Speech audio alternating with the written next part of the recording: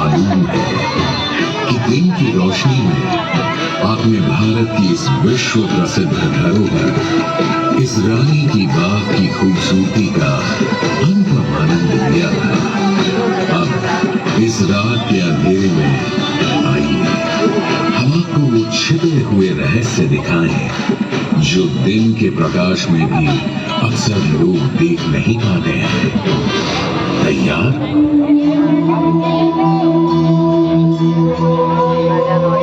सम्राट भीमदेव प्रथम की पत्नी रानी उदयमती अपनी प्रखर बुद्धि के कारण समय से आगे की सोच रखती थी। उनके पति राजा भीमदेव के स्वर्गारोहण के बाद दरबार में बात चली कि परंपरा के अनुसार रानी अपने पति की स्मृति में क्या और किस प्रकार का स्मारक बनवाएंगी।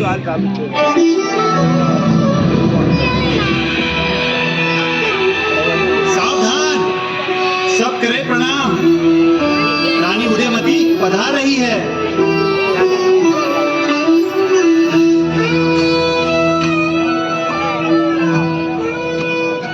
महारानी जी, आज जब स्वर्गीय पूज्य महाराज की अंत्येष्टि की सारी क्रियाएं कुमारकर्ण ने संपूर्ण कर दी, वो समय आ चुका है जब आपको ये निर्णय करना है कि आप स्वर्गीय महाराज भीमदेव जी की स्मृति में क्या एक निर्माण करवाना चाहेंगे। आप चाहें तो यहाँ उपस्थित शिल्पकारों, कलाकारों और मंत्री परिषद से परामर्श कर सकती हैं। बोलिए, आप लोग ही बोलिए। महारानी, स्वर्गीय महाराज को मंदिर बहुत प्रिय थे। जैसा मंदिर उन्होंने मोढेरा में बनवाया था वैसे ही कुछ आप भी। मैं आपकी बात से सहमत हूँ, परंतु मंदिर धार्मिक आस्था के केंद्र होते हैं, उनका सार्वजनिक कोई उपयोग नहीं है। इसीलिए हमें एक ऐसा स्मारक बनाना चाहिए जो कि हर प्राणी के उपयोग में आ सके। इसीलिए मैं सुझाव देता हूँ कि हमें मोढेरा जैसा मंदिर महाराज की स्मृति में बनाना चाहिए, जो केवल महाराज की याद के अलावा राज परिवार के लिए भी पूजा का विशिष्ट विग्रह भी हो। मैं आपसे सहमत नहीं हूँ।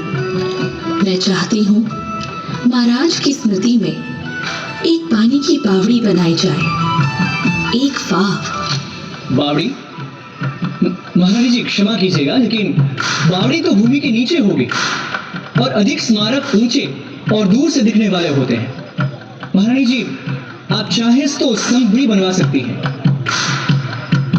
फिर कुआं आपके किस उपयोग का महारानी? आपको कौन सा पानी भरने जाना होता है सुबह सवेरे? मैं जानती हूँ कि मुझे पानी भरने नहीं जाना पड़ता, किंतु पानी मेरी प्रजा की बहुत बड़ी समस्या है। घर की महिलाओं को कोसों दूर पानी लेने जाना पड़ता है। इसलिए मैं चाहती हूँ कि एक बहुत बड़ी, गहरी और अद्वितीय वाव मेरे स्वर्गीय पति की याद में बनाई जाए, जिससे श्रीपटन में पानी की समस्या न रहे और पटनगर की प्रजा को इसके सदा निराह कुएं से जल की आपूर्ति होती रहे। जैसी महारानी जी की इच्छा। वाव बनाना तो सरल काम है। हाँ प्रमुख शिल्पकार, वाव बनाना तो बहुत आसान है, क्योंकि साधारण वाव को तो केवल खोदना होता है और पत्थर की दीवारों का व्यवस्थित निर्माण करना होता है। किंतु मैं चाहती हूँ मेरे पति की स्मृति में बनने वाली वाव केवल उपयोगी ही नहीं, लेकिन शिल्प स्थापत्य कला में उनकी अभिरुचि की भी प्रतीक हो, जहाँ की एक एक मूर्ति उन देखने वालों को आस्था दे, उन्हें शांति दे और उन्हें आध्यात्मिकता में रंग दे। वहाँ उकृत एक एक छवि उन्हें श्रृंगार और सुंदरता से ओतप्रोत कर दे, उनके जीवन में कला भर दे। ये वाव केवल पानी की आपूर्ति का स्रोत ही नहीं, अपितु एक जल मंदिर जैसा स्मारक भी हो, जो वरुण, शेषशायी विष्णु एवं अन्य देवी देवताओं की प्रतिमाओं से सुसज्जित हो, जहाँ सीढ़ियां उतरकर लोग अधोगमन नहीं वरन ऊर्ध्वगमन कर सके, जो जितना गहरे जाए वो उतना ऊपर आए। साधो महारानी जी, साधो। उत्तम, श्रेष्ठ। बहुत सुंदर। कहा था ना कि रानी समय से आगे की सोच रखती थी, इसीलिए रानी ने इसे इतना सुंदर बनवाया और पूरी वाव को मूर्तियों, कलाकृतियों एवं संरचनाओं से भर दिया। इस वाव की गहराई इतनी अधिक है कि आज के हिसाब से एक पूरी 10 मंजिल की इमारत इसमें समा सकती है। बरसात में कम सीढ़ियां उतरनी पड़ती थी और गर्मियों में थोड़ी ज्यादा, पर पानी इस वाव से कभी सूखता नहीं था, क्योंकि पास बहती सरस्वती नदी इसकी जलापूर्ति हेतु सदा मौजूद थी। 2 सदियों के बाद कदाचित इस रानी की वाव के प्रारूप से प्रेरित होकर दिलवाड़ा का विमलाव शाही जैन मंदिर बनाया गया।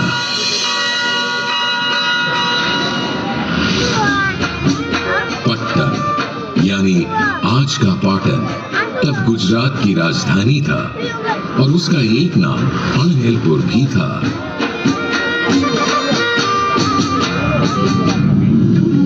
उस समय रानी उदयमती के पति सम्राट भीमदेव प्रथम वहां के शासक थे। ईस्वी सन 1022 से 1064 तक चले उनके शासन के दौरान गुजरात ने बहुत प्रगति की और विविध निर्माण देखे। मोढेरा का सूर्य मंदिर भी उन्हीं के राज्यकाल में बनाया गया था, किंतु उनका शासनकाल कोई आसान समय नहीं था।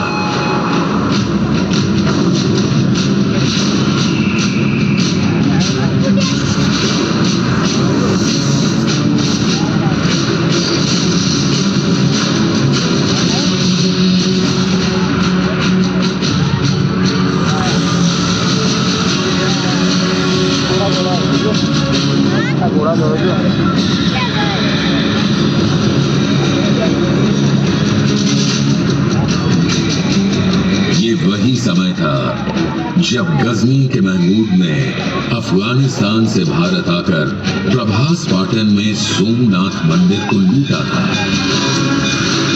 सोमनाथ का पावन भव्य शिव मंदिर न केवल अपने महात्म्य वरन अपने खजाने के लिए भी जाना जाता था।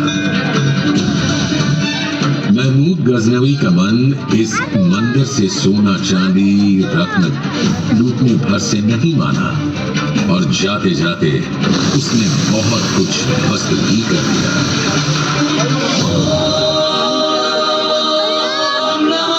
ये तो कुछ वीर भक्तों का साहस था कि जो इस आक्रमण के बीच भी वे ज्योतिर्लिंग को बचाकर ले गए। पर राजा भीमदेव कहां मानने वाले थे। उन्होंने जल्दी ही फिर से अपने सारे संसाधन धन बल को वापस जोड़ा और भग्न सोमनाथ मंदिर का पुनर्निर्माण करवाया।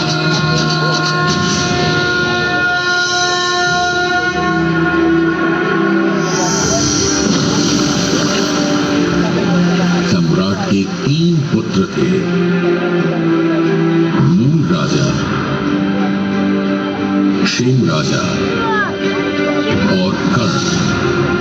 राजा के स्वर्गलोक से धारने पर पटरानी उदयमती और भीमदेव के पुत्र राजकुमार कर्ण ने गद्दी संभाली।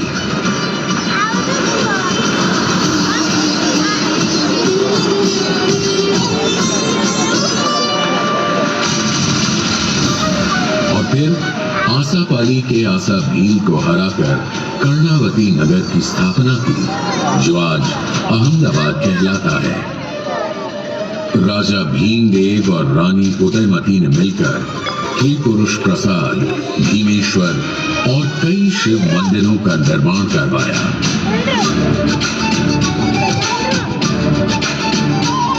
साथ ही जैन धर्म के अनुयायियों के लिए कुंभारिया महावीर, आदिनाथ और पार्श्वनाथ के मंदिर भी बनवाए। साथ ही कर्णावती या आज के अहमदाबाद में माता भवानी को समर्पित एक वाव भी बनवाई। किंतु रानी उदयमती का नाम अगर इतिहास में अमर है और रहेगा, तो वो है इस रानी की वाव के कारण।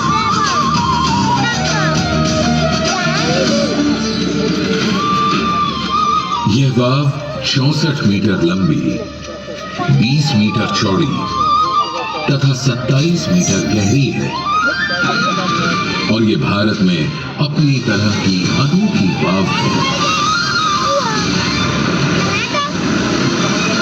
रानी उदयमती ने अपनी इस वाव को गहरा बनाने के लिए 7 तल में इसे बनवाया और हर तल में नए प्रकार की कला अभिव्यक्ति के पटल प्रस्तर खंडों पर खुदवाए। कहीं भगवान, देवी देवता, कहीं अवतार, कहीं यक्ष यक्षिणियां, कहीं अप्सरा गंधर्व, कहीं पशु पक्षी, कहीं कथा चित्र, कहीं महाकाव्य, कहीं आम नागरिक और कहीं उनकी वेश और वेशभूषा। साथ ही कहीं कहीं बड़े ज्यामितीय आकारों का आकल्पन रानी की वाव को अद्भुत सौंदर्य प्रदान करता है। अब इन्हीं को देख लीजिए। जी नहीं, यह कॉटन की पटोला साड़ी की डिजाइन नहीं, इसी वाव की दीवारों पर उकेरे गए अलंकरण का एक हिस्सा है। शायद वास्तुशिल्पियों ने कॉटन की पटोला साड़ी से प्रभावित होकर उसकी अनुकृति यहां बनाई होगी या इनसे प्रेरणा ली होगी साड़ी के बुनकरों ने। वैसे साड़ियों में कॉटन की मसरू भी कम नहीं, जिसमें ताने में रेशम और बाने में सूत ऐसे बुना जाता है कि एक ही साड़ी में रेशम की चमक और सूत की गमक शामिल होती है। और ये कोई दशावतार पटल नहीं, इसी वाव में स्थित मूर्ति पटल है।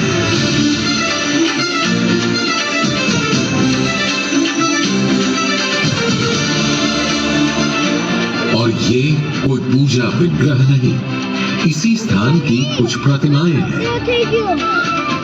हर स्तर पर परत दर परत बनी है पत्थर पर उकेरी गई 500 से अधिक मूर्तियां। पाटन में भूटिया परिवार के लोग आसपास के तालाबों से मिट्टी लेकर जो दशामा मूर्ति बनाते हैं, शायद वो भी इन्हीं छोटी छोटी मूर्तियों से प्रभावित होंगी।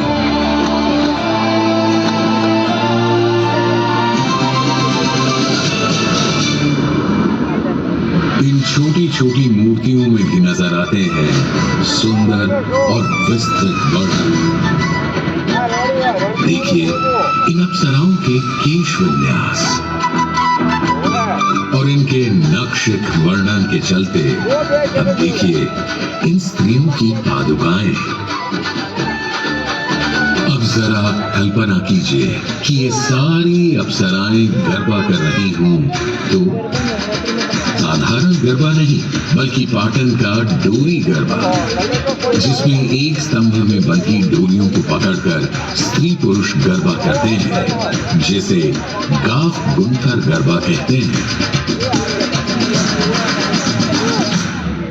पशु पक्षियों और प्रकृति के चित्रण में भी मूर्तिकारों का जादू साफ नजर आता है। वैसे पौराणिक कथानक तो रोचक, मनमोहक, शुभ और शिक्षाप्रद हैं ही, किंतु कुछ कम नहीं है इस विशाल वाव के ओझल हो जाने और फिर मिलने की कहानी। आप शायद कहें कि ये कैसे हो सकता है? इतनी बड़ी बावड़ी उछल कैसे हो सकती है? रानी उदयमती के परलोक गमन के बाद सरस्वती नदी में एक ऐसी भयंकर बाढ़ आई कि बाढ़ के साथ बह आए झाड़ झंखाड़ और नदी की गाद मिट्टी से यह पूरी वाव इस तरह भर गई कि इसका दिखना ही बंद हो गया। यह वाव आंखों से ओझल हो गई। इतनी बड़ी जल प्रलय के बाद आसपास की बस्तियां और गांव भी उजड़ गए होंगे, बह गए होंगे और बाकी यह जगह छोड़कर दूर सुरक्षित स्थानों पर चले गए होंगे। जो लोग दोबारा इस स्थान पर आकर बसे वो इस वाव के अस्तित्व को भुला चुके थे। किंतु कहते हैं ना, हर दुर्भाग्य में भी कुछ ना कुछ सौभाग्य छिपा होता है। हुआ यूं कि वाव के उछल हो जाने के बाद से उत्तर पश्चिम से आने वाले सारे हमलावरों को भी यह पावन जगह कभी दिखाई ही नहीं दी। वरना हिंदू देवी देवताओं से सुशोभित वास्तुकला का यह अनूठा उदाहरण उनके आक्रमण और विध्वंसक हथौड़ों से कभी बच ही नहीं सकता था। सौभाग्य से सदियों तक यह रानी की वाव किसी गड़े हुए खजाने की तरह भूमि में सुरक्षित दबी पड़ी रही। कभी कभार कोई लेखक या इतिहासकार जनश्रुतियों के आधार पर यहाँ ऐसा निर्माण होने का जिक्र भर कर देता था। राजपूताना के इतिहास को खंगालने वाले अंग्रेज इतिहासकार जेम्स टोड ने 19वीं सदी के आरंभ में अपनी पुस्तक ट्रैवल्स इन वेस्टर्न इंडिया में लिखा, इस स्थान पर कभी एक वाव हुआ करती थी। पूरी 7 सदियों बाद सन 1890 में एक अद्भुत घटना हुई। मारो कोई क्या रे देश? अरे आप ही नहीं सर में दिवस मां मैं दिवस की अरे बोल से मम्मी ते चाल से भाग बोलो ना पकड़ लिया तो ले जाएंगे चल। बच्चों हम डरो मत, हम तुमको पकड़ने के लिए नहीं आए, हम तुमसे बात करने के लिए आए हैं। हमारे साथ जो भारतीय है उनसे पूछो। हाँ चुप रहो, हाँ गुराओ, बहुत सारा लोगों से ये लोग तुम्हारे गांव में वाव ढूंढने आए हैं। बकरी ढूंढोगे कैसे जब बकरी है ही नहीं? मतलब जब वाव होगी तब तो मिलेगी। हमारे गांव और आसपास कोई वाव नहीं है, हम नदी में से पानी लाते हैं।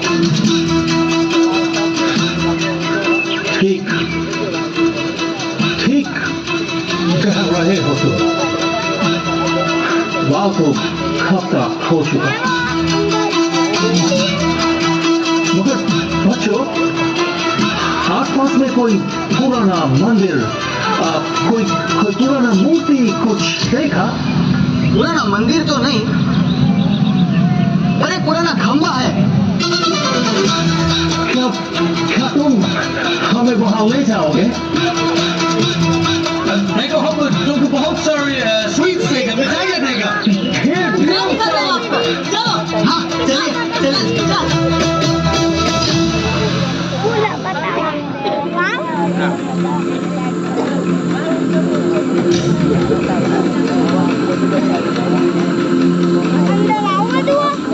Henry, did you see this? Yes, James. That seems to be a groove to support the rope. There must have been a pond over here. Yes. James Toad was not wrong.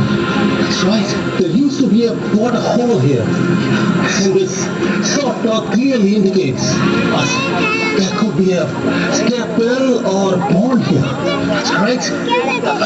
Gentlemen, आज रात हम लोग tent यहीं पर लगाएंगे और कल से इधर खुदाई शुरू होगी, ओके? Yes, sir. चलो इतिहासकार और पुरातत्वविद हेनरी कजिन्स और जेम्स बर्जेस को केवल कुएं के सबसे ऊपर का पानी खींचने का गरारी स्तंभ और कुछ खंभों के हिस्से दिखाई दिए। इन्हें देखकर उन्होंने अनुमान लगाया कि यहाँ अवश्य एक बड़ा सा गड्ढा है, किंतु उसमें क्या है पता लगाने के लिए बहुत गहरे जाना आवश्यक था और उनके पास इसका समय और साधन नहीं थे। अभी रानी की वाव को पहचाने जाने में 50 साल और लगने थे।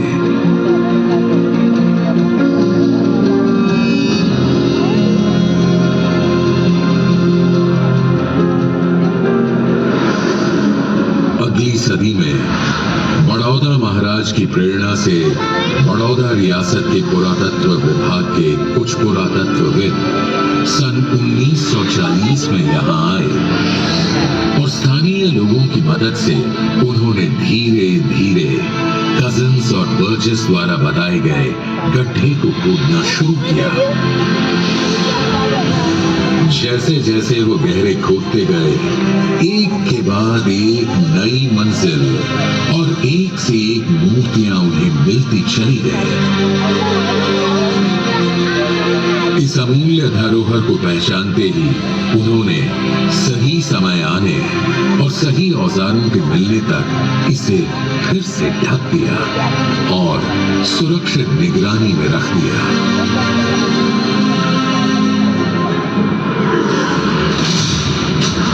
इसके 40 वर्षों बाद इस वाव के भाग्य फिर जागे जब सन 1981 में भारतीय पुरातत्व सर्वेक्षण इस जगह पर विधिवत उत्खनन का काम शुरू किया। जैसे जैसे पुरातत्वविद अपने हाथों, ब्रशों और फावड़ों की तेज धार से मिट्टी हटाते गए, एक नया संसार जमीन से बाहर आने लगा।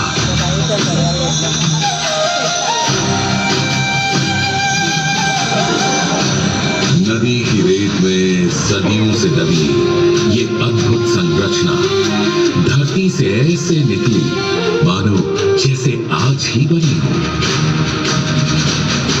फिर तो जहां आवश्यक था इसका संरक्षण भी ASI ने किया।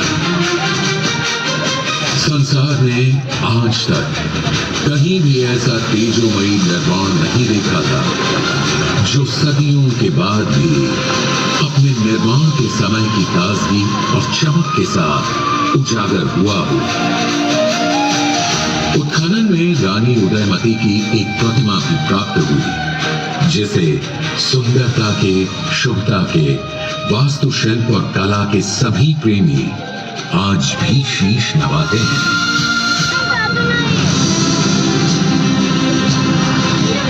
रानी की वाव अपने ऐतिहासिक एवं पुरातात्विक महत्व के कारण 1936 से संरक्षित स्मारक है। सन 2014 में इसे विश्व विरासत की विशिष्ट सूची में शामिल कर दिया गया है। यही नहीं, भारतीय रिजर्व बैंक ने अपने नए नोटों में भी इस अद्भुत संरचना को स्थान दिया है। संसार की कदाचित सबसे सुंदर इस अनोखी वाव को देखकर यूनेस्को ने कहा वाव, और आज यूनेस्को हेरिटेज लिस्ट में शामिल यह वाव भारत ही नहीं सारे संसार की साझी विरासत है। गुजरात अपने आप में ऐसी अनेकों विरासत को संभाले हुई है। रानी की वाव आज पूरी दुनिया के लिए आकर्षण का केंद्र बन गई है। आप और हम कितने सौभाग्यशाली हैं कि हमें यहाँ आने और इस बावरी के दर्शन कर अपनी प्यास बुझाने का मौका मिला। आइए हम प्रण करें कि हम अधिक से अधिक लोगों को रानी उदयमती और उनकी इस वाव से परिचित कराएं और उन्हें भी यह चमत्कार देखने के लिए प्रेरित करें।